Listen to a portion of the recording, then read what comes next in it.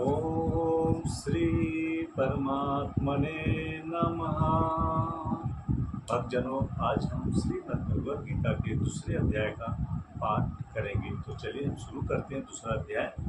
संजय बोले कि हे पूर्वोक्त प्रकार से करुणा करके व्याप्त और आंसुओं से पूर्ण तथा व्याकुल नेत्र वाले शोकयुक्त उस अर्जुन के प्रति भगवान मधुसूदन ने यह वचन कहा, हे अर्जुन, तुमको इस विषम स्थल में यह अज्ञान किस हेतु से प्राप्त हुआ, क्योंकि यह ना तो श्रेष्ठ पुरुषों से आचरण किया गया है, न स्वर्ग को देने वाला है, न कीर्ति को करने वाला है। इसलिए हे अर्जुन, नपुंसकता को मत प्राप्त हो, यह तेरे योग्य नहीं है। हे परंतप, तुच्छ हृदय की दुर्बलता को त्याग कर युद्ध के लिए खड़ा हो।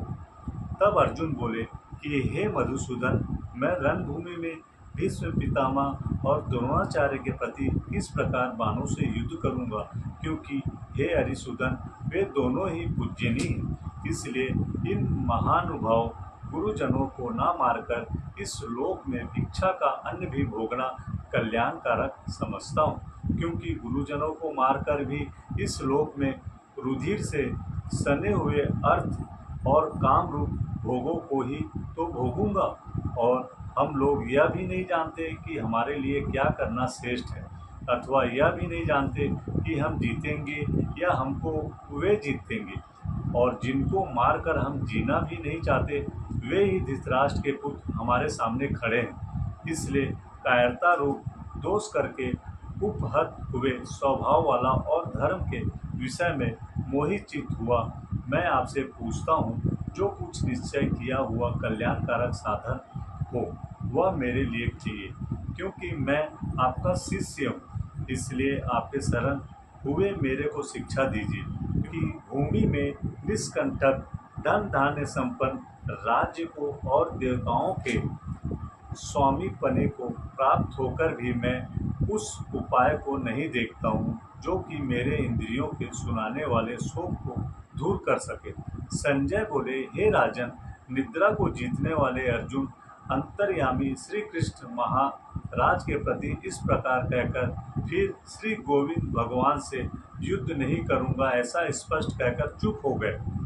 उसके उपरांत हे भरतवंशी धृतराष्ट्र, अंतर्यामी श्री कृष्ण महाराज ने दोनों सेनाओं के बीच में उस शोकयुक्त अर्जुन को हंसते हुए ये वचन कहे, हे अर्जुन, तू ना शोक करने योग्यों के लिए शोक करता है और न पंडितों के वचनों को कहता है, परंतु पंडित जन जिनके प्राण चले गए हैं उनके लिए और जिनके प्राण नहीं गए हैं उनके लिए भी शोक नहीं करते, क्योंकि आत्मा नित्य है, इसलिए शोक करना अयुक्त है। वास्तव में ना तो ऐसा ही है कि मैं किसी काल में नहीं था, अथवा तू नहीं था, अथवा हे राजा लोग नहीं थे, और ना ऐसा ही है कि इससे आगे हम सब नहीं रहेंगे। किंतु जैसे जीवात्मा की इस देह में कुमार, युवा और वृद्धावस्था होती है, वैसे ही अन्य शरीर की प्राप्ति होती है। उस विषय में धीर पुरुष नहीं मोहित होता है, अर्थात जैसे कुमार, युवा और जरावस्था रूप स्थूल शरीर का विकार अज्ञान से आत्मा में भासता है, वैसे ही एक शरीर से दूसरे शरीर को प्राप्त होना रूप सूक्ष्म शरीर का विकार भी अज्ञान से ही आत्मा में भासता है। इसलिए तत्व को जानने वाला धीर पुरुष इस विषय में नहीं मोहित होता।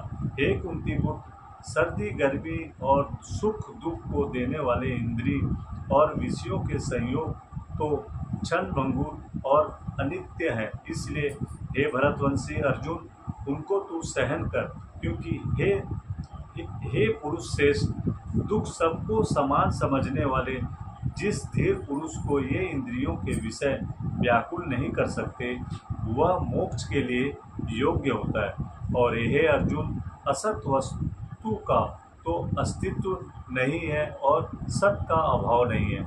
इस प्रकार इन दोनों का ही तत्वज्ञानी पुरुषों द्वारा देखा गया है। इस न्याय के अनुसार नाश रहित तो उसको जान की जिससे यह संपूर्ण जगत व्याप्त है, क्योंकि इस अविनाशी का विनाश करने को कोई भी समर्थ नहीं है।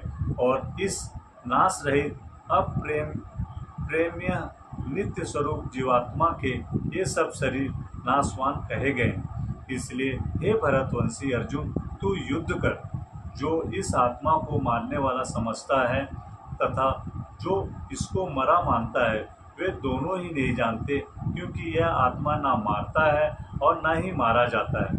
यह आत्मा किसी काल में भी ना जन्मता है और ना मरता है, अथवा न यह आत्मा हो करके फिर होने वाला है, क्योंकि यह अजन्मा, नित्य, शाश्वत और पुरातन है। शरीर के नाश होने पर भी यह नाश नहीं होता। हे पृथापुत्र अर्जुन, जो पुरुष इस आत्मा को नाश रहित, नित्य, अजन्मा और अव्यय जानता है, वह पुरुष कैसे किसको मरवाता है और कैसे किसको मारता है। यदि तू कहे कि मैं तो शरीर के वियोग का शोक करता हूँ, तो यह भी उचित नहीं है, क्योंकि जैसे मनुष्य पुराने वस्त्रों को त्याग कर दूसरे नए वस्त्रों को ग्रहण करता है, वैसे ही जीवात्मा पुराने शरीरों को त्याग कर दूसरे नए शरीर को प्राप्त होता है। हे अर्जुन, इस आत्मा को शस्त्रादि नहीं काट सकते और इसको आग नहीं जला सकती और इसको जल गीला नहीं कर सकते और वायु नहीं सुखा सकता, क्योंकि यह आत्मा अच्छेद है। यह आत्मा अद्वा, अक्लेव और अशोध्य है तथा यह आत्मा निसंदेह, नित्य, सर्वव्यापक, अचल, स्थिर रहने वाला और सनातन है। यह आत्मा अव्यक्त अर्थात इंद्रियों का अविषय और यह आत्मा आचित्य अर्थात मन का अविषय और यह आत्मा विकार रहित अर्थात न बदलने वाला कहा गया है। इसलिए हे अर्जुन, इस आत्मा को ऐसा जानकर तू शोक करने योग्य नहीं है, अर्थात तुझे शोक करना उचित नहीं है।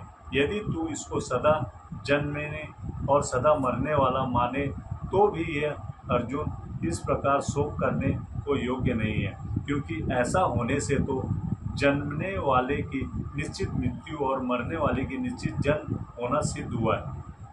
इससे भी तू इस बिना उपाय वाले विषय में शोक करने को योग्य नहीं है। यह भीष्मदिकों के शरीर का मायामय होने से अनित्य है। इससे शरीरों के लिए भी शोक करना उचित नहीं, क्योंकि हे अर्जुन, संपूर्ण प्राणी जन्म से पहले बिना शरीर वाले और मरने के बाद भी बिना शरीर वाले ही हैं। केवल बीच में ही शरीर वाले प्रतीत होते हैं। फिर इस विषय में क्या चिंता है? हे अर्जुन, आत्म तत्व बड़ा गहन है, इसलिए कोई महापुरुष इस आत्मा को आश्चर्य की जो देखता है और वैसे ही दूसरा कोई महापुरुष ही आश्चर्य की जो इसके तत्व को कहता है, और दूसरा कोई ही इस आत्मा को आश्चर्य की जो सुनता है, और कोई कोई सुनकर भी इस आत्मा को नहीं जानता। हे अर्जुन, यह आत्मा सबके शरीर में सदा ही अवध्य है, इसलिए संपूर्ण भूत प्राणियों के लिए तू शोक करने को योग्य नहीं है, और अपने धर्म को देखकर भी तू भय करने को योग्य नहीं है, क्योंकि धर्म युद्ध से बढ़कर दूसरा कोई कल्याणकारक कर्तव्य क्षत्रिय के लिए नहीं है। हे पार्थ, अपने आप प्राप्त हुए और खुले हुए स्वर्ग के द्वार रूप इस प्रकार के युद्ध को भाग्यवान क्षत्रिय लोग ही पाते हैं, और यदि तू इस धर्मयुक्त संग्राम को नहीं करेगा तो स्वधर्म को और कीर्ति को खोकर पाप को प्राप्त होगा, और सब लोग तेरी बहुत काल तक रहने वाली अपकीर्ति को भी कथन करेंगे, और वह अपकीर्ति माननीय पुरुष के लिए मरण से भी अधिक बुरी होती है। और जिनके तू बहुत माननीय होकर भी अब तुच्छता को प्राप्त होगा, वे महारथी लोग तुझे भय के कारण युद्ध से उपराम हुआ मानेंगे, और तेरी वैरी लोग तेरे सामर्थ्य की निंदा करते हुए बहुत से न कहने योग्य वचनों को कहेंगे। फिर उससे अधिक दुख क्या होगा? इससे युद्ध करना तेरे लिए सब प्रकार से अच्छा है, क्योंकि या तो मरकर स्वर्ग को प्राप्त होगा अथवा जीत कर पृथ्वी को भोगेगा। इसलिए हे अर्जुन, युद्ध के लिए निश्चित वाला होकर खड़ा हो। यदि तुझे स्वर्ग तथा राज्य की इच्छा ना हो तो भी सुख दुख, लाभ हानि और जय पराजय को समान समझकर उसके उपरांत युद्ध के लिए तैयार हो। इस प्रकार युद्ध करने से तू पाप को प्राप्त नहीं होगा। हे पार्थ, यह बुद्धि तेरे लिए ज्ञान योग्य के विषय में कही कही गई और इसी को अब निष्काम कर्म योग के विषय में सुन। जिस बुद्धि से युक्त हुआ तू कर्मों के बंधन को अच्छी तरह से नाश करेगा। इस निष्काम कर्म योग में आरंभ का अर्थात बीज का नाश नहीं है और उल्टा फलस्वरूप दोष भी नहीं होता है। इसलिए इस निष्काम कर्म योग रूप धर्म का थोड़ा भी साधन जन्म मृत्यु रूप महान भय से उद्धार कर देता है। हे अर्जुन, इस कल्याण मार्ग में निश्चयात्मक बुद्धि एक ही है और अज्ञानी पुरुषों की बुद्धियां बहुत भेदों वाली अनंत होती है। हे अर्जुन, जो सकामी पुरुष केवल फलश्रुति में प्रीति रखने वाले स्वर्ग को ही परम श्रेष्ठ मानने वाले, इससे बढ़कर और कुछ नहीं है, ऐसे कहने वाले हैं, वे अविवेकी जन जन्म स्वरूप कर्म फल को देने वाली और भोग तथा ऐश्वर्य की प्राप्ति के लिए बहुत सी क्रियाओं के विस्तार वाली इस प्रकार की जिस दिखाऊ शोभा युक्त प्राणी को कहते हैं। उस प्राणी द्वारा वाणी द्वारा हरे हुए चित्त वाले तथा भोग और ऐश्वर्य में आसक्ति वाले उन पुरुषों के अंतकरण में निश्चयात्मक बुद्धि नहीं होती।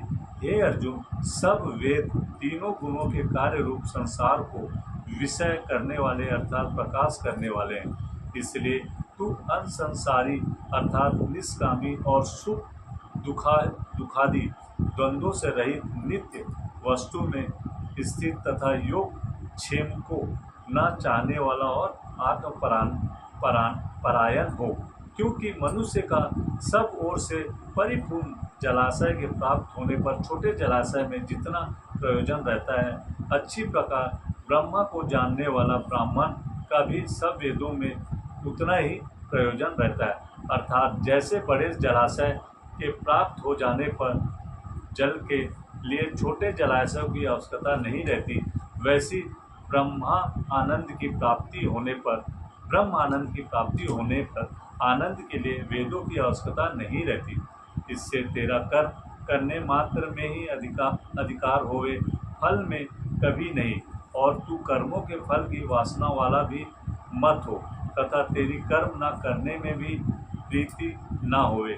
हे धनंजय, आसक्ति को त्याग कर तथा सिद्धि और असिद्धि में समान बुद्धि वाला होकर योग में स्थित हुआ कर्मों को कर। यह सम तत्व भाव ही योग नाम से कहा जाता है। इस सम तत्व रूप बुद्धि योग से सकाम कर्म अत्यंत तुच्छ है। इसलिए हे धनंजय, समत्व बुद्धि योग का आश्रय ग्रहण कर, क्योंकि फल की वासना वाले अत्यंत दीन है। समत्व बुद्धि युक्त पुरुष पुण्य पाप दोनों को इस लोक में ही त्याग देते हैं, अर्थात उनसे लिपायमान नहीं होता। इससे समत्व बुद्धि योग के लिए इस चेष्टा कर। यह समत्व बुद्धि रूप योग ही कर्मों में चतुरता है, अर्थात कर्म बंधन से छूटने का उपाय है। क्योंकि बुद्धि योग युक्त ज्ञानी जन कर्मों से उत्पन्न होने वाले फल को त्याग कर जन्म रूप बंधन से छूटे हुए निर्दोष अर्थात अमृतमय परम पद को प्राप्त होते हैं। हे अर्जुन, जिस काल में तेरी बुद्धि मोह रूप दलदल को बिल्कुल तर जाएगी, तब तू सुनने योग्य और सुने हुए के वैराग्य को प्राप्त होगा। तब तेरी अनेक प्रकार की सिद्धांतों को सुनने से विचलित हुई बुद्धि परमात्मा के स्वरूप में अचल और स्थिर ठहर जाएगी। तब तू समत्व रूप योग को प्राप्त होगा। इस प्रकार भगवान के वचनों को सुनकर अर्जुन ने पूछा, हे केशव, समाधि में स्थिर बुद्धि वाले पुरुष का क्या लक्षण है और स्थिर बुद्धि पुरुष कैसे बोलता है, कैसे बैठता है, कैसा चलता है?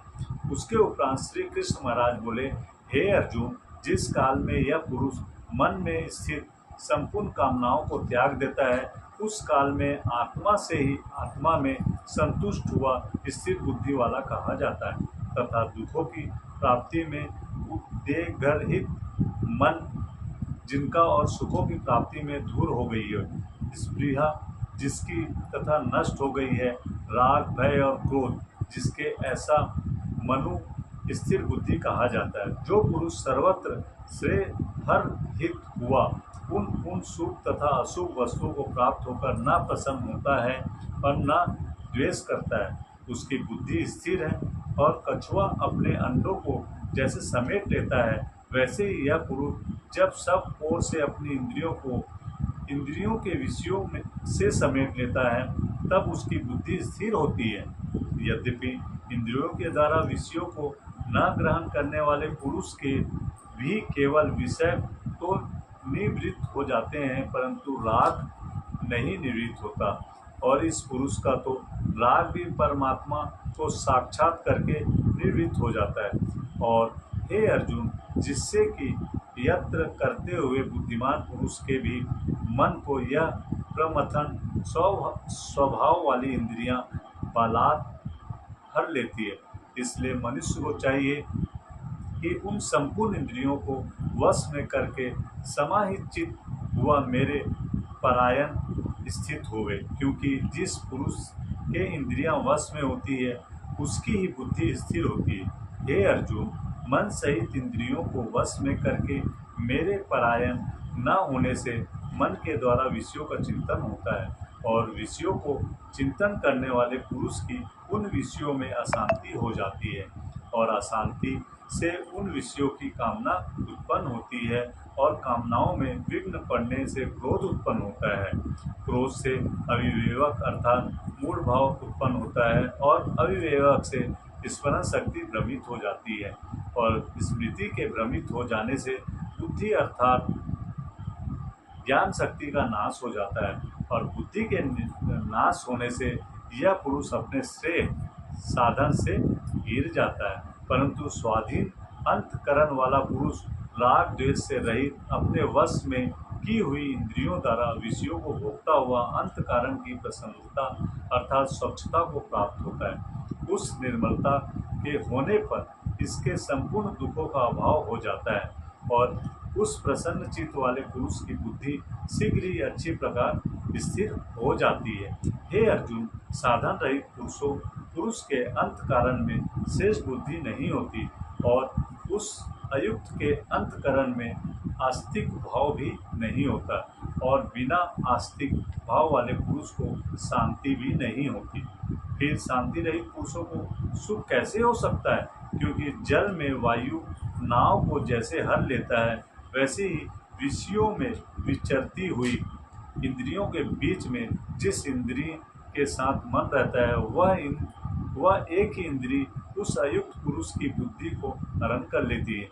इससे हे महाबाहो, जिस पुरुष की इंद्रियां सब प्रकार इंद्रियों के विषयों में वश में की हुई होती है, उसकी बुद्धि स्थिर होती है। और हे अर्जुन, संपूर्ण भूत प्राणियों के लिए जो रात्रि है, उस नित्य शुद्ध बोध स्वरूप परमानंद में भगवत को प्राप्त हुआ योगी पुरुष जागता है। जिस नाशवान क्षण भंगुर सांसारिक सुख में सब भूत प्राणी जागते हैं, तत्व को जानने वाले मनु के लिए वह रात्रि जैसे सब ओर से परिपूर्ण अचल प्रतिष्ठा वाले समुद्र के प्रति नाना नदियों के जल उसको चलायमान न करते हुए ही समा जाते हैं, वैसे ही जिस स्थिर बुद्धि पुरुष के प्रति संपूर्ण भोग किसी प्रकार का विकार उत्पन्न किए बिना ही समा जाते हैं, वह पुरुष परम शांति को प्राप्त होता है, न कि भोगों को चाहने वाला।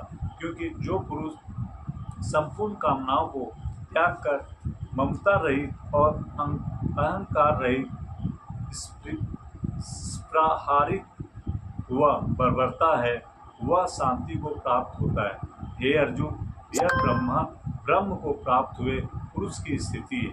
इसको प्राप्त होकर मोहित नहीं होता, और अंतकाल में भी इस निष्ठा में स्थिर होकर ब्रह्मानंद को प्राप्त हो जाता है। तो इस प्रकार हमारा जो है श्रीमद् भगवद गीता का जो दूसरा अध्याय यहाँ पर समाप्त होता है। अब हम मिलेंगे श्रीमद् भगवद गीता के तीसरे अध्याय का महत्व की ओर, तो हम उसकी ओर बढ़ेंगे। तब तक के लिए सभी भक्तों को ओम नमो नारायणाय।